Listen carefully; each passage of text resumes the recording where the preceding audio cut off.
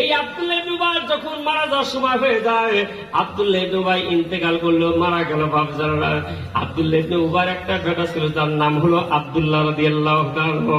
রাসূলের একজন জলিল কদর সাহাবী।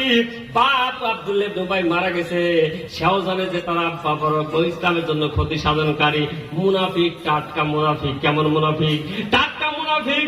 এই আব্দুল্লাহ ইবনে উবাই বেটা আব্দুল্লাহ রাসূলুল্লাহর দরবারে চলে যায় কাঁদতে কাঁদতে। আমার নবী বলে, আব্দুল্লাহ রে কাঁদিস কেন, কি হয়েছে? বলে, ইয়া রাসূলুল্লাহ, ইয়া হাবিবাল্লাহ, আমার আব্বা আব্দুল্লাহ ইবনে উবাই মারা গেছে।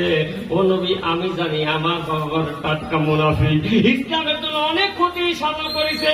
ও নবী গো, মনে বড় শেষে আসা দুইটা ইচ্ছা যদি আমার পূরণ করতেন, আমি বড় খুশি হয়ে যেতাম।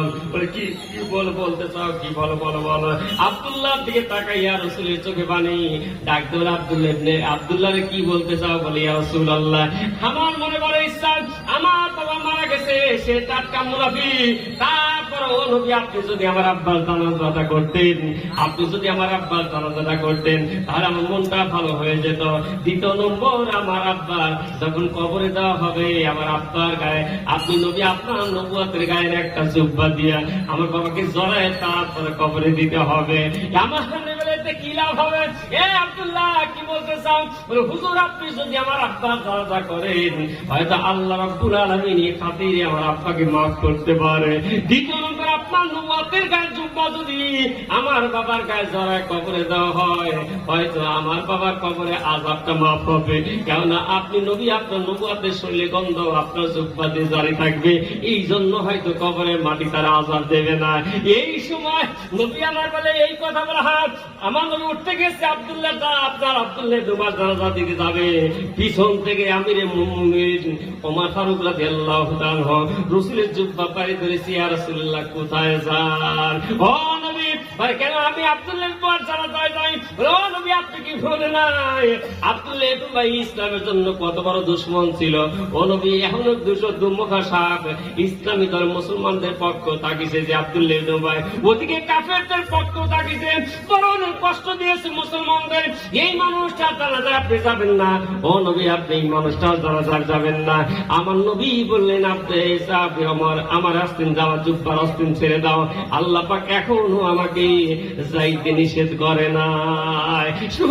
আমি যাবান নবী আমার গেলে সাহাবী আমাকে জানাজা হয়ে গেল, শর্ট বোঝায় জানাজা হয়ে যাওয়ার পর আব্দুল্লাহকে যখন আপনার আব্দুল্লাহ ইবনে উবাইকে যখন কবরস্থ করে দেওয়া হলো, কবরস্থ করার পর নবী আমার হাত তুলতে যাবে, আল্লাহ ডাক দেখা জিবরাইল, সর্বনাশ হয়ে গেল। আমার নবীর যা বল, আমার নবীর জন্য আব্দুল্লাহ ইবনে উবাই ছিল টাটকা মুনাফিক, ইসলামের জন্য ক্ষতি সাধন করেছে। এই আব্দুল্লাহ ইবনে উবাইর জন্য আমার নবী 70 বার যদি দোয়া করে আমার কাছে, আমি আল্লাহ রাব্বুল আলামিন তার দোয়া কবুল করব না। সুতরাং আব্দুল্লাহ ইবনে উবাইর জন্য কোনো সুপারিশ নাই, কোনো সুপারিশ নাই। এই সময় আমার নবীর খেদমতে জিবরিল আমিন এসে হাজির, ইয়া রাসূলুল্লাহ, আপনি যতই আব্দুল্লাহ ইবনে উবাইর জন্য হাত তুলেন না কেন, কাজ হবে না। আব্দুল্লাহ ইবনে উবাইর জন্য 70 বার দোয়া করলে আল্লাহ কবুল করবে না। ওই সময় নবী আমার কি বলেছিলেন জানেন?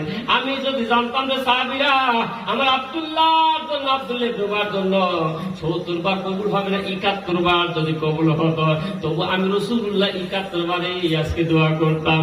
আমার ভাইরা সাবধান হয়ে যান, আব্দুল্লাহ ইবনে উবাই মার্কা মুসলমান সমাজে হওয়া যাবে। কথা বললে কেন যাবে? কি আমার কথা কি বুঝতেছেন তো ভাই?